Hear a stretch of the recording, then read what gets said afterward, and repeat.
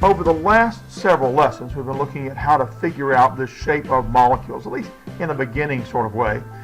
We've been looking at how to predict the shape of molecules and their polarity. We've been figuring out hybridization. Today we're going to kind of put it all together in one big lesson as a kind of wrap up for everything.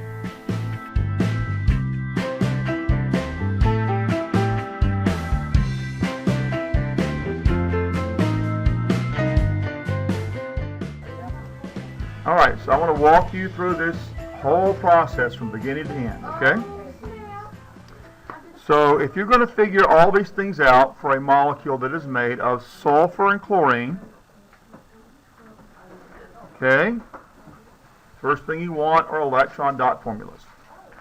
Sulfur has 6 electron dots. 1, 2, 3, 4. The way I taught you to do that was to put 1 on each of the 4 sides and then pair up on any 2 sides you want to. Now, we got those electron dots from doing orbital notation.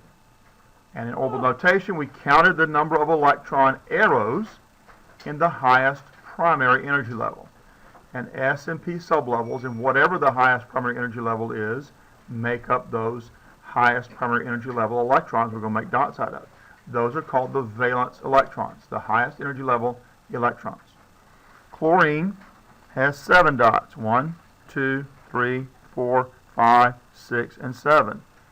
If I share electrons between sulfur and chlorine like this, now chlorine has 8 electron dots, which is what it wants, that octet rule.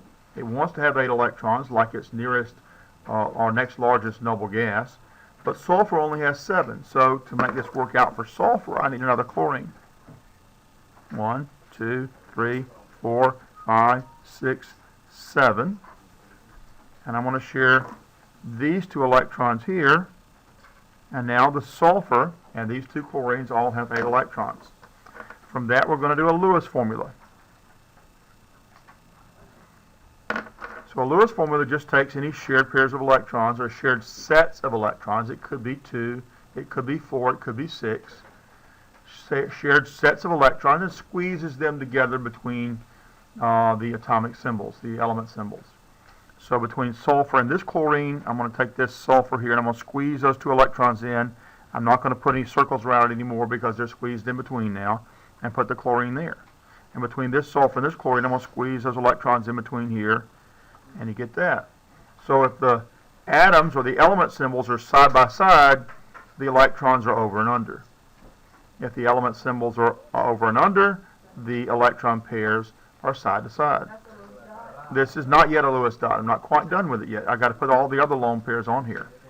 So all these electrons that didn't get shared, those have to stay there. Those are called lone pairs. So the ones that are between the 2 atoms, those are the shared pairs. So there's 2 shared pairs on the sulfur and 2 lone pairs on the sulfur. And on the chlorines, there's 1 shared pair and 3 lone pairs. Okay? From that, then, I can get a Lewis formula. And in the Lewis formula, it's almost the same, except that any shared pairs are replaced with lines that go from one element symbol to the other. So between this sulfur and this chlorine, have a line. Do you have to draw it exactly like this? No, your chlorines could be on the top and the left, or on the right and the left. It doesn't really matter for this. Okay, so guys, this started out as electron dot formulas, and it became a sharing arrangement. Okay, now you need to know those labels, okay? This is a Lewis dot formula. At least that's what I call it. There's really not in the textual information that is in text and things like that. You won't see a lot of difference between this and this. But so you and I can talk the same language. I always call this Lewis dot, and I call this a Lewis formula. Yeah, a lot of times you'll see them both called Lewis formulas. But for us, in this class, this is Lewis dot. If you don't call Lewis dot in this class, you don't get credit for it. Okay? Everybody good with that? Now then, to find the 3D shapes in order to get to the shape of a molecule, we're going to start with the Lewis dot formula. Okay? And what we want is to count the sets of electrons around the central atom. Now, sets are one, any lone pairs. So there's two lone pairs here. A lone pair here and a lone pair here. Okay? And secondly, a set is also all of the electrons shared between any two atoms. It could be 2 electrons that we have here. It could be 4 or 6. In this case, we've got 2 sets of shared set electrons. Okay, so that's 4 sets. All right? Now, since we have 4 sets, we need a 3-dimensional arrangement that's going to get those 4 sets as far apart as we can get them in 3-dimensional space. Not 2-dimensional space, because 2-dimensional space would just be a cross. This is a 3-dimensional drawing. So here's our sulfur atom here, okay? And I want to put one of these sets of electrons going up like this, and one of these coming out here, and it doesn't matter which side. I want to do it on the right side, but it's got to be about 109.5 degrees over here, okay? And then over on this side, I need 2 sets. One's going to be coming out toward you. We draw that with a triangle shape. There's a set of electrons. And then one's going back behind the plane of the paper here, and that's done with a dotted line. Does it matter which side you put it on? No, not really, as long as they're about reasonably spaced at about 109.5 degrees apart. They could be slightly less or slightly more drawings, or it's estimates, but you can't have a 90 degree and call that 109.5, and you can't have a 120 because that's not 109.5 either. So somewhere in between those two is a reasonable spacing. All right, so all these angles are 109.5 degrees. Okay? And the type of drawing here, it has 2 names, just like you have a first name and a last name. Okay? The first name, we might say, is the geometry. This is a tetrahedral. That's the geometry. So the first name is tetrahedral. And the last name is the type of drawing it is, what structure we're trying to represent here. And that's the electron pair shape.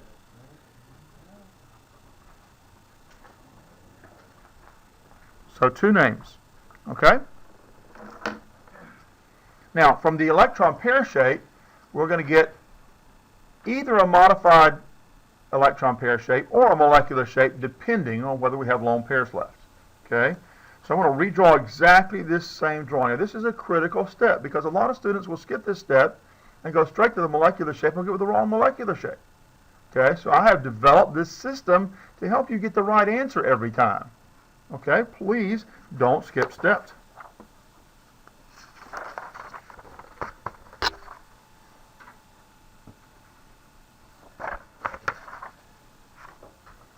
All right, so here's our central sulfur.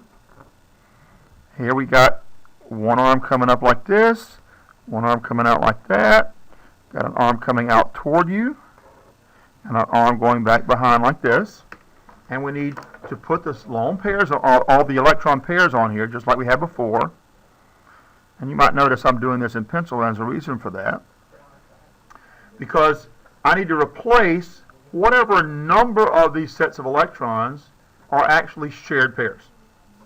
Going back to my Lewis formula here, I can see that there are 2 pairs, 2 sets of electrons that are around this central sulfur that are shared. So I need to put chlorines on 2 of these arms. And it does not matter which of those 2 arms we put it on. In all of the shapes we do in this class, it doesn't matter which of the arms you put it on. Now I want to tell you right up front that when you get to college and you're expected to do some of this same stuff, it will matter in certain types of shapes. We don't get into those shapes in this class in high school. Okay? All right. So I'm going to choose to put my chlorine here and here, unless somebody has an objection to that. Okay? You don't have to put it there, but that's where I'm going to put it. So the 2 shared electrons are going to be replaced with the element symbol. And so that then is our modified electron pair shape.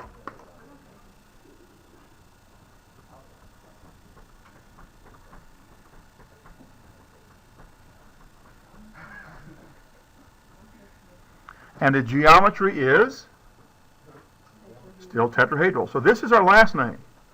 The first name is tetrahedral, because that's the geometry.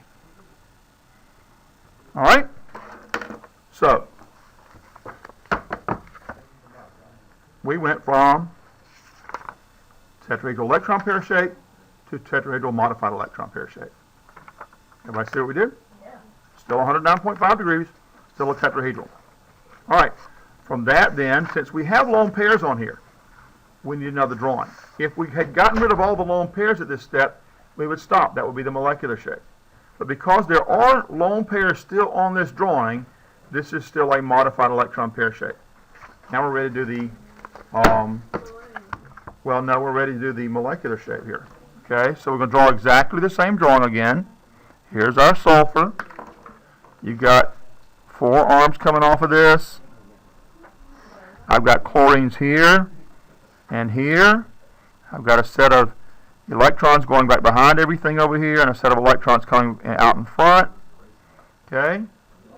Now, what we have to do at this point, we've gone from this shape, we've drawn exactly the same thing over again. Now we're going to erase any lone pairs. So these 2 arms right here just get erased. Okay? So this is why you want to do these things in pencil, so you can be able to do this and get the right shape. So the resulting shape then is this. And there are no more lone pairs on here, so now that's the molecular shape. It went from this one to this one, now to this one. Okay, this is the molecular shape, and this is not tetrahedral anymore. This is now bent. So the geometry is bent, and this is a molecular shape. Okay? See what we did? Electron pair shape, modified electron pair shape, molecular shape. Got that? Well, I'm trying to, you can kind of see through the paper. I can, from where I am. You might not be able to see through it like I can. Okay, now, in order to get a balloon shape, we really need to go back to this. This is the easiest one to figure out the balloon shape from. Okay? Will that always be the case? Yeah, I think so. That's my opinion. It is. Now, you can always go back to the Lewis dot formula and figure it out, too. When we were doing balloon models, we went to this. And we said, okay, if you have lone pairs, what kind of balloon is that going to be? Please pay attention up here. Quit talking to other people. Eyes and ears on me, please. What kind of balloon shape do you use for lone pairs? The big balloon? Okay, the round balloons, you call them big balloons, that's fine. Sometimes I've had students that call them party balloons, okay? But it's the round balloons, okay, the teardrop shaped balloons, okay? And what kind of shape do we do for the shared pairs? The long one. The long ones, okay? So that's all you have to do is put those together. When we're doing the models, all we did was to put those balloons together and to see, as a result, what shape resulted. Now that we've done that a bunch of times with balloon models, we're going to draw the balloon shapes directly from our 3-dimensional shapes we have so far. Here's our modified electron pair shape, okay?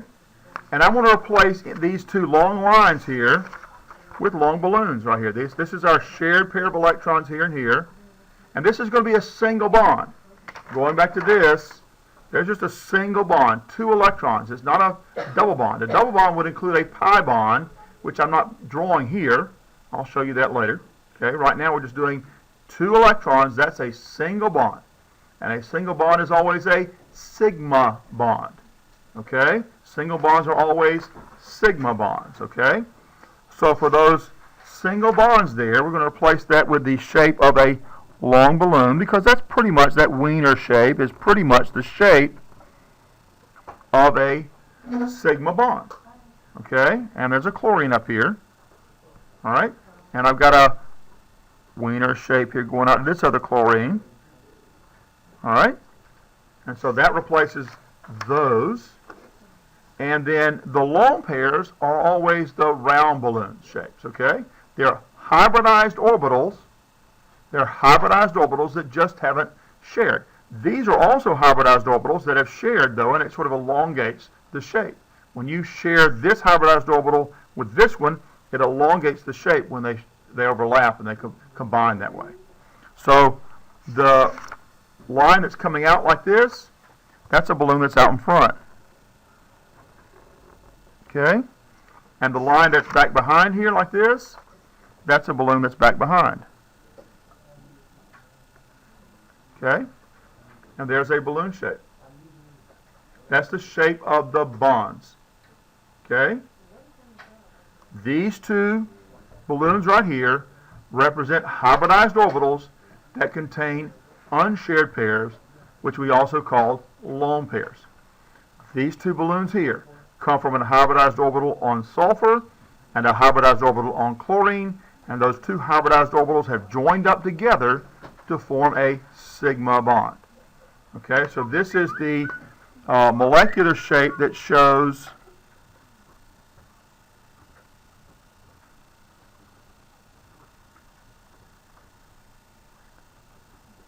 the shape of bonds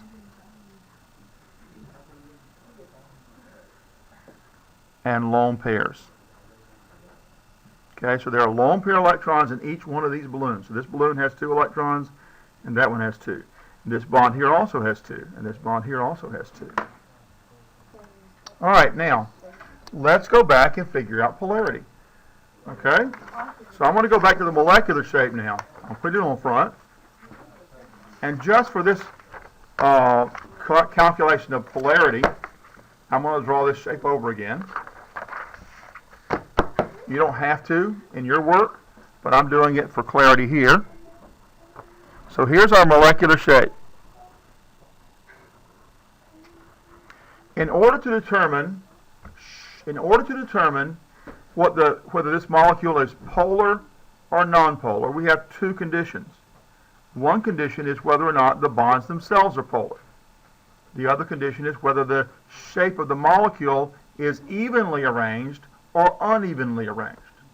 Now, if we removed, let me go back here and show you the modified, well, let me go from the original shape here, like this. So we started with an evenly arranged tetrahedral electron pair shape, okay? And we've gotten down to the point where we have a molecular shape, okay? This is evenly arranged. Every one of these angles is 109.5 degrees to the next one. It's no longer that way because I've removed 2 lone pairs, okay? This is an uneven arrangement. You got that? So one of our 2 conditions is this unevenly arranged? And the answer is yes. Now the other question then is, are the bonds polar? Now in this class, you have a periodic table that has electronegativities listed on it for you. If you were in an honors class, students don't have that. They have to be able to figure it out without this periodic table. But for you, you go here and you look for sulfur and you look for chlorine, and you look at how much their electronegativities are. And you're going to find the difference. We're looking for the electronegativity difference between sulfur and chlorine. Now, chlorine has the larger electronegativity difference, so I'm going to list it like this. Here's our electronegativity for chlorine, and that's 3.16. And the electronegativity for sulfur is 2.58. And we need to find the difference. Well, that means we're subtracting. So 3.16 minus 2.58. Oh, let's try that again. 3.16 minus 2.58, and we get 0.58. 0.58. Okay? That's the difference. So this is not En anymore, it's electronegativity difference. You need to know what those letters stand for. Electronegativity, electronegativity difference. This is the electronegativity difference for a chlorine to sulfur bond. Okay? A chlorine to sulfur bond. You got that? Now, the key is that if the electronegativity difference is greater than 0.5 and less than 1.5, it's a polar bond. So this is a Is the bond polar?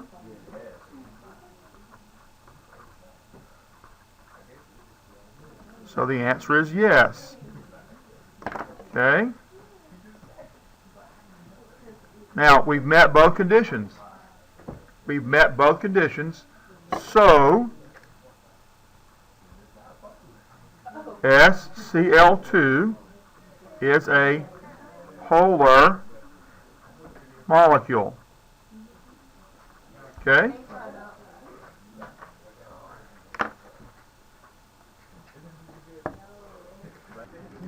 Okay, so let's take a look at hybridization now.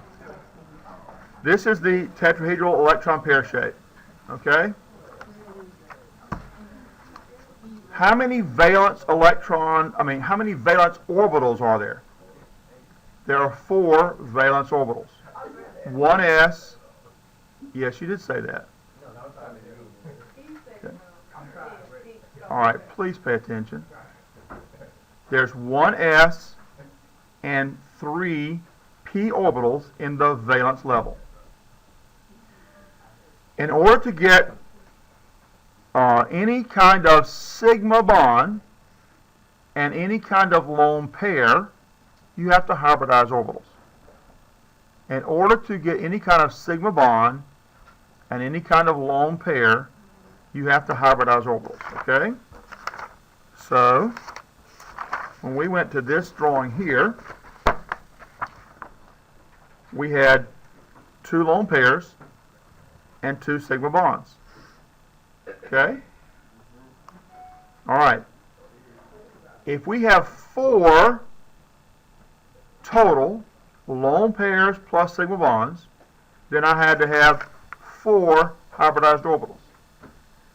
If I hybridize all 4 valence orbitals, all the valence orbitals, we started out with an s and 3 p orbitals. If I hybridize all of those, I'm going to get an sp3. Therefore, the hybridization on this sulfur is sp3.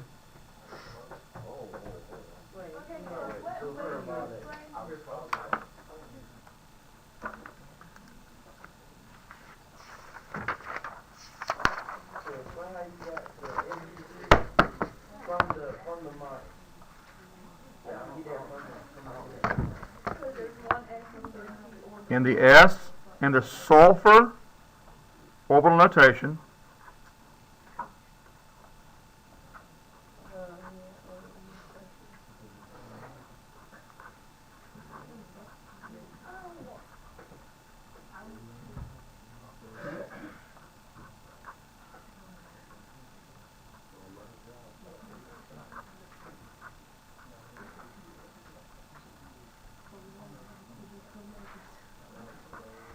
this is the orbital notation for sulfur.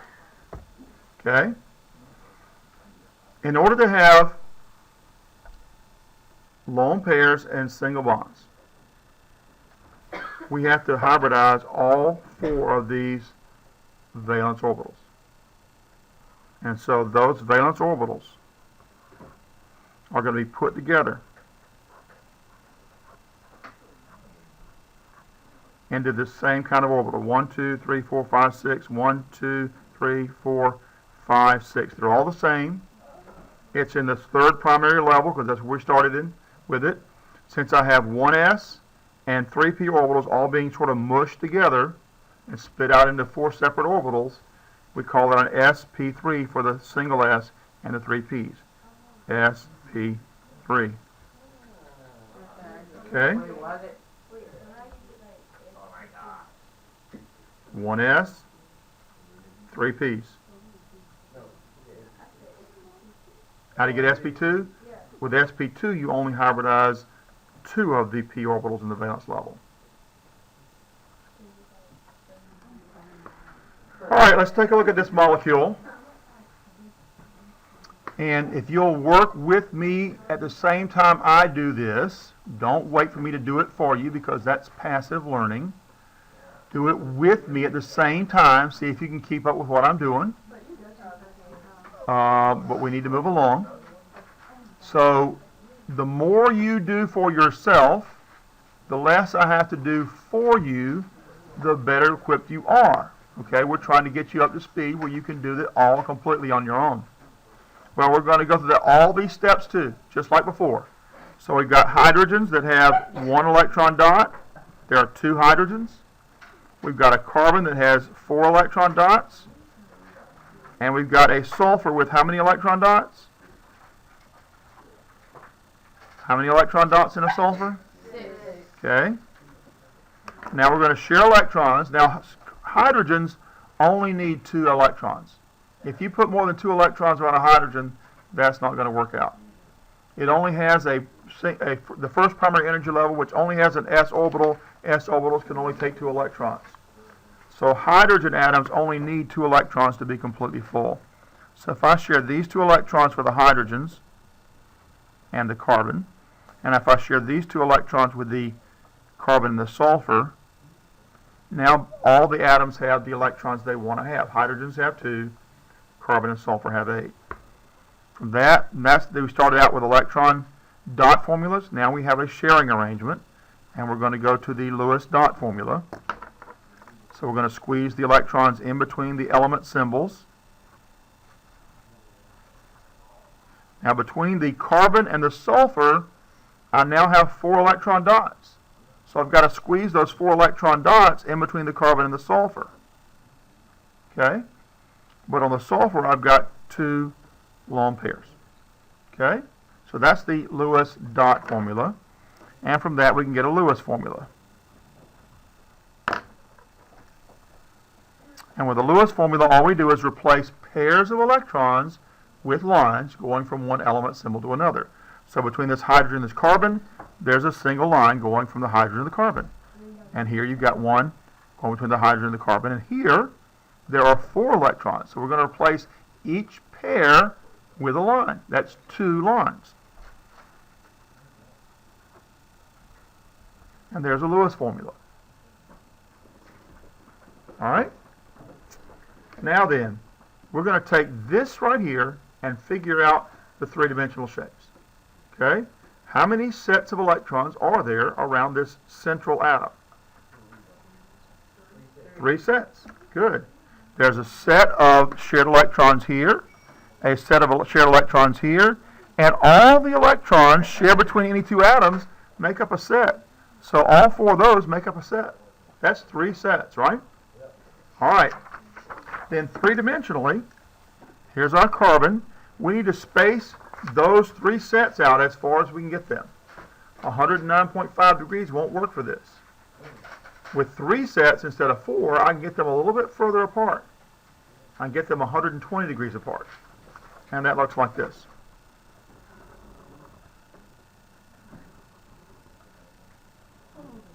Okay? Now, on 2 of these arms, I've got single pairs, 2 electrons. On one arm, I've got to have 4 electrons.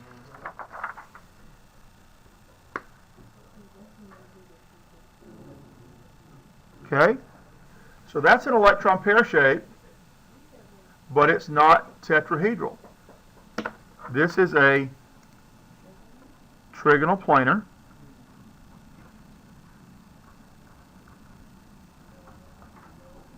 Electron pair shape.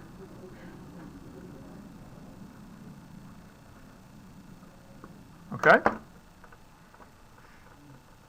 To get the next shape, I need to redraw exactly the same thing over again. Okay? To get the next shape, I need to draw exactly the same thing over again.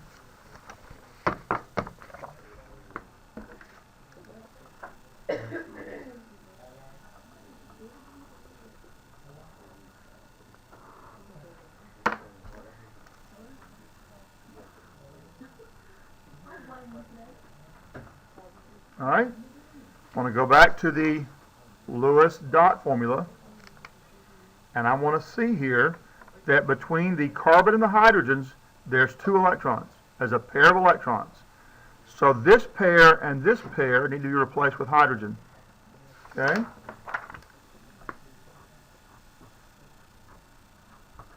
Okay? But between the carbon, over here on this side, between the carbon and the sulfur, there's 2 pairs. So this double pair, this double bond, gets replaced with a sulfur.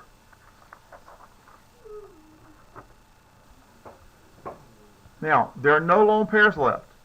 So we're going to be going straight from an electron pair shape to a molecular shape because there's no lone pairs left. So this is a trigonal, planar, molecular shape.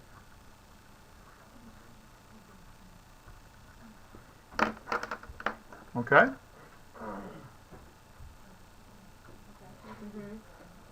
All right, let's get us a balloon model now. It's a little bit trickier, but it's not too bad. Okay?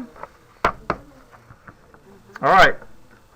What I need to do to make this work out for me is to take, because I want to be able to see the double bond. So I need to take this molecule and tilt it like this. Okay? I need to take it and tilt it like this. You with me? All right. So the two single bonds going to the two hydrogens over here need to be tilted so you can see the double bond. So one needs to be swinging out toward you, and one needs to be going back behind. Okay? And there are going to be hydrogens on the end of this right here. Okay? So you see what I did? I tilted it sideways a little bit. Okay, now, but I wanted to do that so I can see the double bond over here. So Yes. It's the balloons that are shaped like that, right? Yes. Okay. Now I could put a round balloon on the end over here. You know, on the front. This one. That's where we did it with our balloon models. Okay. Now, for the double bond, then I have to have a sigma bond, but I can't have a second sigma bond because that would take up the same space. A sigma bond lives in that space between the two atoms. Let's put the molecular model in below this so you can see that.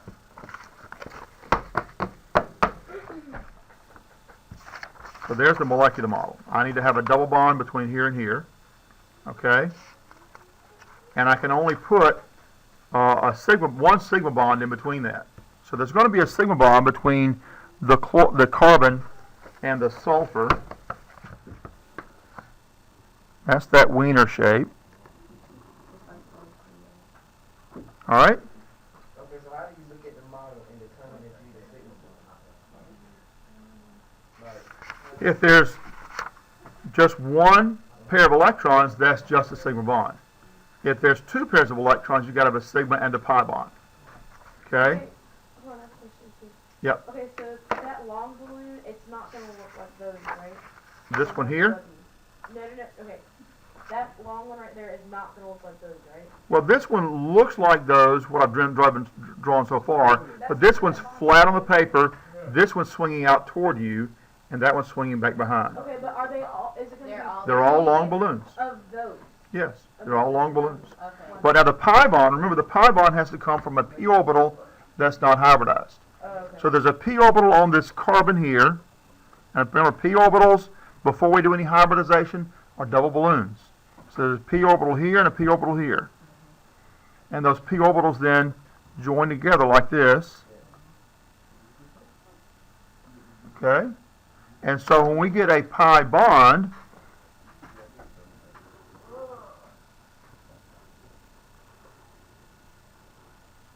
the pi bond looks like this. And this is two parts, but it's the one bond. Okay, that's a pi bond. Okay, and so where did the sulfur get? Why do you have to make a pi bond for that? Because a pi bond is the only way you get a double bond. All right, so you have to have, if you're going to have a double bond, if you're going to share 4 electrons, you have to have a sigma bond and a pi bond because you can't get more than one pair of electrons in the same space. This arrangement allows us to have shared electrons here and a shared electron here without having them in the same space. Remember, 2 electrons can be in the same orbital and also in the same bond if they have opposite spins. Oh, Okay? So I can only get 2 in a bond. Just like I can only get 2 in an orbital. All right? Now then, What we can show here that we haven't been showing in the three-dimensional molecular shapes are the lone pairs on the sulfur. Because there's two lone pairs on this sulfur over here. So we need one of those lone pairs to be coming out toward you, and one of those lone pairs to be going back behind you. Remember, lone pairs are always in hybridized orbitals, so they have a single balloon shape. Okay, so why do you need those? Because that shows the shape of all the bonds and all the lone pairs for this molecule. Okay? See, I don't understand how it's any different from the one that we did before this. The difference with this is I was sharing 4 electrons between a carbon and a sulfur, or 2 atoms, and so I have to have a pi bond. Okay. So these are all sigma bonds. They all came from hybridized orbitals. Okay? This is a pi bond. It's the same pi bond in 2 parts. So I could call this, let's call this one py. And these are lone pairs of electrons here. Okay. Now, when we have to label this on the test, okay. So since we only have one pi bond, you can choose which axis you want it to be. It could be px, pi x, pi y, or pi z. If I have 2 pi bonds for a triple bond, then one of them has to be on one axis and the other pi bond has to be on another. So if I had two pi bonds for a triple bond, I might have pi y and pi z. Okay? Okay, so we won't get Pi bonds are what you get when you combine 2 unhybridized p orbitals. So like, how did you get that from like an electron pair or whatever? You just have to know that a double bond like this has to look like that. Okay? Because that's what a double bond looks like. That's when we draw the balloon model, so you can see what a double bond looks like. Okay? Yep. All right, so now, this sulfur has an unhybridized p orbital. Okay? So earlier when we did the the orbital notation for sulfur, okay, we hybridized all 4 orbitals. But in this case, I need to leave one p orbital unhybridized to form that pi bond because it came from an unhybridized p orbital. So then sulfur, when it's hybridized like this, or carbon, but we're going to do sulfur here because that's related to the earlier question.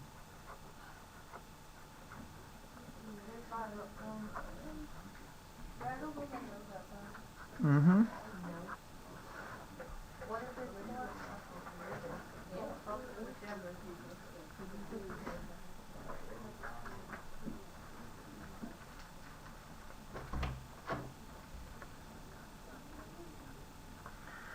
So this is the unhybridized orbital notation for sulfur. In order to have a double bond like this, in order to form that pi bond like this, we have to have a p orbital that's not hybridized. So we're going to leave this last p orbital over here unhybridized, okay? I'm not going to hybridize it. What I'm going to hybridize are all 3 of the other valence orbitals. The valence level of sulfur is 3, primary level 3. So I'm going to hybridize all those 3, but not the last one. Okay, so these 3 right here are going to be put together, but this one right here is going to be left alone. Okay, so when we hybridize the valence level, then I get 3 orbitals, all the same type and energy. And this one over here is not going to be hybridized. Okay, so all 3 of these are hybridized orbitals now. And this one over here is not hybridized. Alright? I want to take all 6 electrons and put them in all 4 of these orbitals according to the school bus rule. 1 in each orbital, come back and pair them up. 1, 2, 3, 4, 5, 6. Now this is a p orbital. We didn't change it. It stayed the same. Okay? This is still a 3p orbital. These right here are not s or p orbitals anymore. They've been hybridized. Okay? And so we're going to call this sp2 for 1s and 2 p orbitals. sp2 in the third primary level. I don't get why you cut out that. So that p orbital right there is left unhybridized because to form a pi bond, I have to have an unhybridized p orbital. Okay? You can't form a pi bond without it. So if I need a double bond, that's what we're forming here is a double bond. Here's the representation of a double bond here in the electron pair shape. Okay, in order to form a double bond, I have to have a p orbital that's not hybridized. You can't form a pi bond without a p orbital. Without a p orbital, you can't form a pi bond. So if I need 2 pi bonds to form a triple bond, I need 2 p orbitals that are not hybridized. Okay? So, the hybridization on this sulfur is sp2. There it is. Okay? The hybridization on the carbon, because I've got a double bond on there, I need 1 p orbital that's not hybridized. I've hybridized 1 s and 2 p's. The hybridization of the carbon is sp2. Okay? Now the shortcut way of thinking about this is you can count up all the single bonds and lone pairs. Okay? Go back to the, let's see, where's my Lewis dot formula for this? Okay, here it is. All right, or the Lewis formula for that matter. On this carbon right here, I've got 1, 2, 3 bonds, right? Add up all the total number of bonds, not the double bond. All the total bonds and lone pairs. If it adds up to 3, that's an sp2. If it adds up to 4, it's an sp3. That's kind of a shortcut. If I add up all the bonds and counting, this is counting double bonds and triple bonds as one bond. Okay? If I add up all the bonds and lone pairs and it adds up to 3, that's an sp2 hybridization. If I add up all the bonds and lone pairs on this sulfur, this bond here, these 2 lone pairs, it adds up to 3. That's an sp2 hybridization. 1, 2, 3. 1, 2, 3. For this shortcut I'm describing, you have to count the double bond as one bond or the triple bond as one bond. Okay? So what you have to have is, like you couldn't have, like the other one we did. Like the one we did that we found, when we did H2, I mean, no, H2. H2CN or HCN? Yeah. No, wait. Yeah. Are you talking about what we did today or what we did last week? What we did. Oh, no, this is the one. Okay. Okay, this is the one we just did. Okay, now look at the other one. This is the one we just did. Oh, man, I'm No, the one we did before this one. remember, we was doing something and she asked, could we do it? And we said, why not? And we did another one. You can also look at the electron pair shape. You can count up all the lone pairs and all the sets of electrons and get the same thing. If you have 3 sets of electrons, that's an sp2. Yeah. Here I have, on this one, I have 4 sets of electrons. That's sp3. Now listen. One more thing I got to cover with you. So please quit talking. Please quit talking and listen to me a minute. All right. Since this requires a double bond over here, we count when we're doing the polarity, we count that like it's one bond, okay? So if we're going to know if this is a polar molecule, we've got to figure out what the polarity is on each of these bonds, okay? So that what is the electronegativity difference between carbon and hydrogen? What's the electronegativity difference between carbon and hydrogen? It's about 3.5. I mean about 0.5, I'm sorry. You gotta stop packing up because you're distracting everybody else. What's the electronegativity difference between carbon and sulfur? Hmm? Get paper up. About point, yeah, about 0.03. So that's like non-polar, isn't it? So this bond here is non-polar. These are just barely polar, okay? The sulfur is a bit more polar than the carbon is. If I were in an honors class, you'd have to figure that out as polar. I won't give you this molecule because it's too close on the boundary line, okay? I'll give you one that's a little bit easier. We have to, well, to figure out if this molecule is polar, we got to know the direction of polarity, and we haven't covered that in here. But now when you go to college, you'll be expected to know that, okay?